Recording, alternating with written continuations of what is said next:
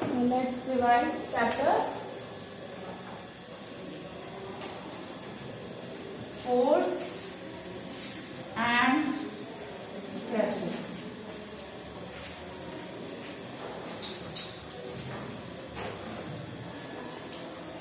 So, what is force?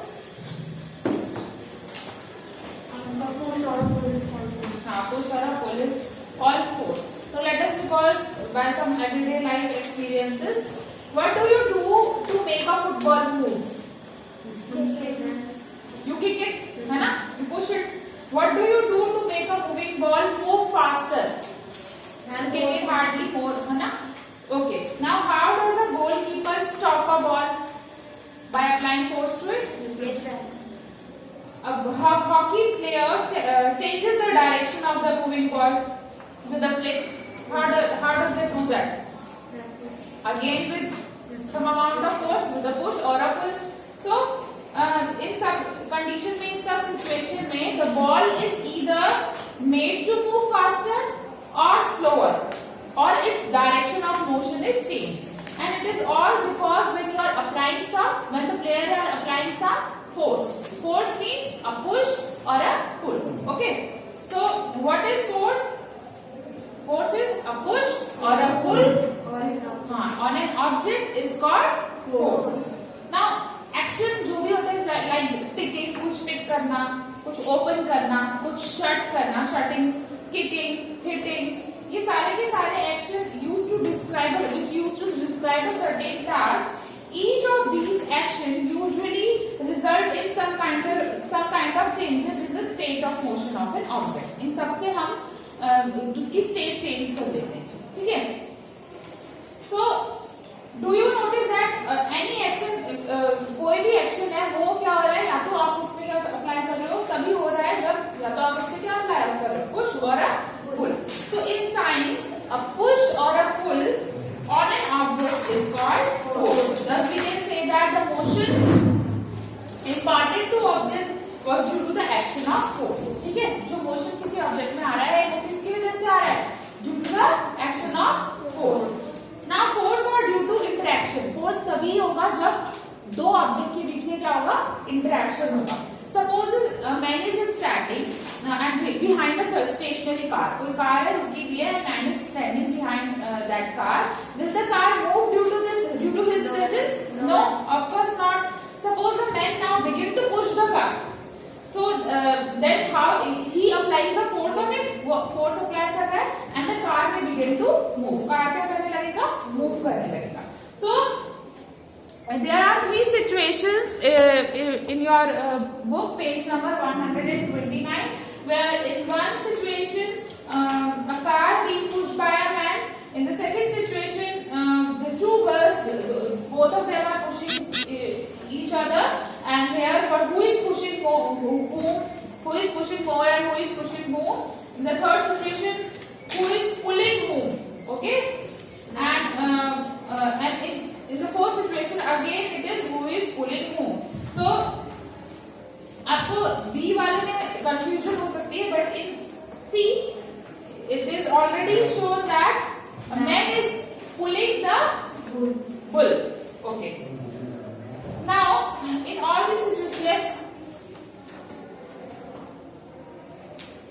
so in all these situations, in figure 11.3a, both the girls appear to push each other. Both the girls appear to push each other. Okay, while the pair of girls in this B are trying to pull each other. They are trying to pull each other.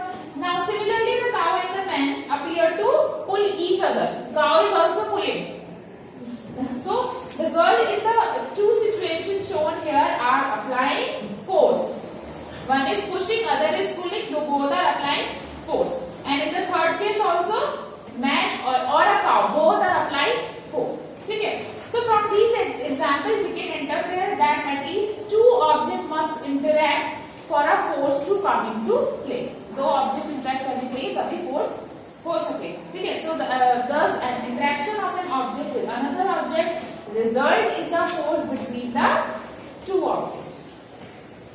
Now what is exploring force का मतलब क्या हुआ? देखिए. Forces या तो आप same direction में apply कर सकते हो और या फिर in the opposite direction. So जो force which you are applied on the same direction, जो मतलब दो मान लीजिए एक बॉक्स है, उसको दो बच्चे एक ही साइड पुश कर रहे हैं, ठीक है। सो ये एक केस हो गया। दूसरा केस है एक बॉक्स है, एक बच्चा इधर पुश कर रहा है और दूसरा बच्चा उधर से पुश कर रहा है। सो दोनों केसेस अलग हो गए। तो इन फर्स्ट केस जब एक ही डायरेक्शन में पुश हो रहा है तो क्या हो जाता है, एड अप हो जाता है, ठीक है, फोर्स एड अप हो जाता है। और अगर अपोजिट डायरेक्शन में हो तो डिफरेंस हो जाता है, ठीक है। So in the same direction add to one another and in the different direction they become difference of the one another। इसमें से दोनों में से जिसका फोर्स ज्यादा होगा वो उस तरफ उसको बॉक्स को पुश कर दे, ठीक है। अगर इक्वल हुआ तो हाँ वो बॉक्स नहीं हिलेगा, ठीक है, because both of them are applying equal and opposite force. Okay, so the strength of a force is usually expressed in the term known as magnitude, ठीक है। फोर्स को हम किस में मेजर करते हैं, न्यूटन, न्यूटन में मेजर करते हैं। इसको बोलेंगे हम मैग्नीट्यूड, इस वैल्यू को बोलेंगे हम magnitude. So we have also to specify the direction in which a force act and we have to specify the direction also in which the force, in the direction in which force act. Okay, also if the direction or magnitude of the applied force changes, its effect also changes।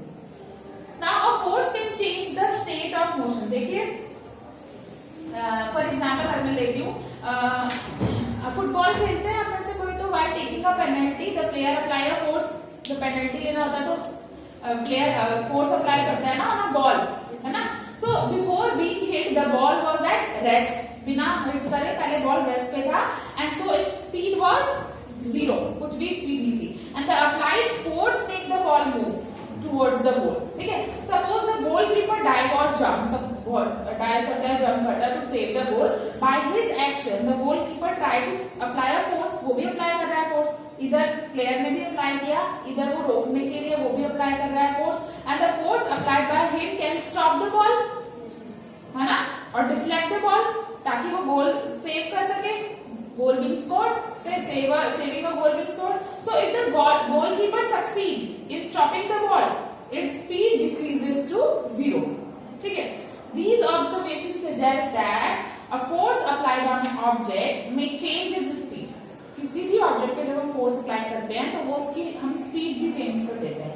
If the force applied on the object is in the direction of a motion, the speed is increasing। अगर force उस direction में है, applied force on an object उसकी motion के direction में है, जब हम फोर्स अप्लाई कर रहे हैं वो मूव कर रहा है, जिस डायरेक्शन में मूव कर रहा है उसी डायरेक्शन में अगर हमने फोर्स अप्लाई करी तो स्पीड क्या हो जाएगी, इंक्रीज हो जाएगी। And if the force is applied in the direction opposite to the direction of the force, then it become decrease. Speed क्या हो जाएगी, ऑब्जेक्ट की डिक्रीज। तो प्लेयर के केस में स्पीड इंक्रीज हो रही थी, गोलकीपर के केस में स्पीड क्या हो गई, इंक्रीज हो गई, ठीक है। इतना समझ में आ गया। सो हम ये कह सकते हैं a change in either the speed of an object or in the direction of motion or both as a change in its state of motion। तो मतलब अगर फोर्स की बात करूं तो फोर्स में bring the change in the state of motion of an object, वो change कर देता है इसकी मोशन, ठीक है, क्योंकि वो क्या करता है, या तो स्पीड को इंक्रीज कर देता है या डिक्रीज भी कर देता है। समझ में आ गया, ठीक है। जैसे मैंने अभी बताया, समटाइम कभी कभी क्या होता है, many time force does not result in a change of the state of motion. कई बार उसका स्टेट चेंज नहीं होता है। फॉर एग्जाम्पल जैसे मैंने बताया था, a heavy object may not move at all even if you are applying the maximum force that you can exert। Again, no effect of forces observe and try to push a ball। अगर ball को push करेंगे तो इसका मतलब force, मतलब आपका क्या नहीं हुआ, मोशन चेंज ही नहीं हुआ, वो ऑब्जेक्ट क्यों हटा नहीं, तो आप ये नहीं बोलोगे कि आपने कोई वर्क किया। वर्क डन तभी होता है जब you can change the position, state, okay, तभी आप बोलोगे वर्क डन हुआ। फोर्स आप चाहे कितना भी अप्लाई करो, अगर ये मूव नहीं कर रहा है अपनी जगह से, अपनी प्लेस से, तो वर्क इज नॉट डन, ठीक है। तो मैंने अभी बताया फोर्स कई बार आप अप्लाई करते हो but change in motion doesn't happen, okay.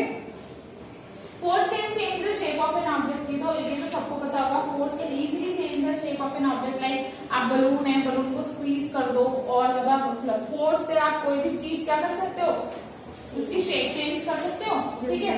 Now next is what are different types of forces. देखिए forces are divided into two types, contact force and non contact force. Contact force कौन से force होते हैं, जो किसी के जो contact से हो रहे हैं, ठीक है, जिसमें दो जो ऑब्जेक्ट है उसका कांटेक्ट हो रहा है, और नॉन कांटेक्ट जो बिना कांटेक्ट के हो रहा है।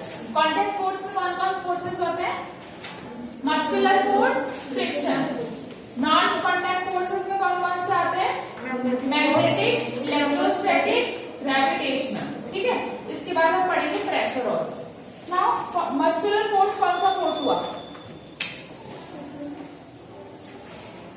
the force due to the action of our muscles, it is called a muscular force, ठीक है।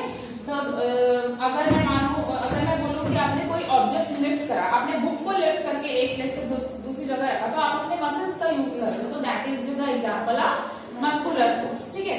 एनिमल कैन यूज, एनिमल्स आपने देखा होगा खेत में यूज करते हैं जिनको, है ना, तो वो कुछ फिजिकल एक्टिविटी कर रहे हैं, आपके हाथों ने उनको पकड़ा हुआ है। एनिमल्स लाइक बुलक्स और horses, donkey and camels, they are used to perform various task and they are using their muscular force, ठीक है, जहां पे कुछ भी फिजिकल वर्क हो रहा हो।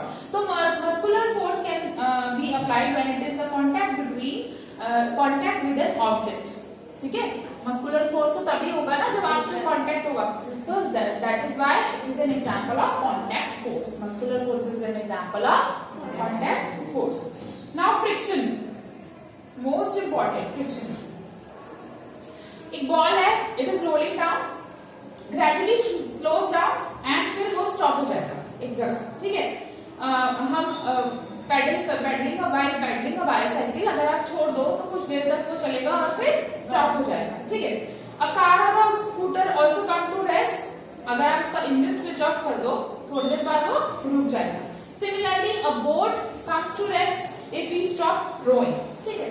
सो in all this situation no force appear to be acting on the object, कोई फोर्स नहीं अप्लाई कर रहे हैं, yet their speed gradually decreasing, तब भी उसकी स्पीड क्या हो रही है, gradually decrease हो रही है, and then they come to rest after some time, वो क्या हो जाता है, they come to rest after some time. So what causes a change in their state of motion, क्या हुआ ऐसा जिससे कि वो रेस्ट पे आ गया, कोई तो फोर्स उस पे एक्ट कर रहा होगा, तो जो फोर्स उस पे एक्ट कर रहा है वो रिस्पॉन्सिबल है, the force is responsible for just changing the state of motion of that object in all, जो भी मैंने अभी एग्जांपल्स बताए हैं, क्योंकि मोशन चेंज हो गया, स्पीड डिक्रीज हो रही है, तो कोई तो फोर्स एक्ट कर रहा है, and that is frictional force, that is frictional force. So it is due to the friction between the two surfaces, the ball and the ground, ball move कर रहा था ग्राउंड पे और फिर रुक गया, तो किसके बीच में फोर्स, फ्रिक्शन फोर्स है, ball and the ground, that bring the ball to comes to rest. Similarly, friction between water, मैंने बोला बोट पे है, आप थोड़ी देर बाद वो नहीं आगे बढ़ेगी, अगर आप रो नहीं कर रहे तो क्या हो जाएगा, किसके बीच में फ्रिक्शन है, water and the boat, that brings it to stop then once at when you stop rowing, ठीक है। So the force of friction always act on all the moving object, force of friction हमेशा हर moving object में होता, apply होता है, and in all direction और हर direction, ठीक है, and it is always opposite to the direction of motion, जिस direction में मोशन हो रहा है फ्रिक्शनल फोर्स हमेशा उसकी अपोजिट डायरेक्शन में होता है, ठीक है। तो फ्रिक्शन फोर्स किसी दो ऑब्जेक्ट के कांटेक्ट के बीच में हो रहा है, like floor and ball, so it is also a example of contact forces. इतना समझ में आ गया सबको?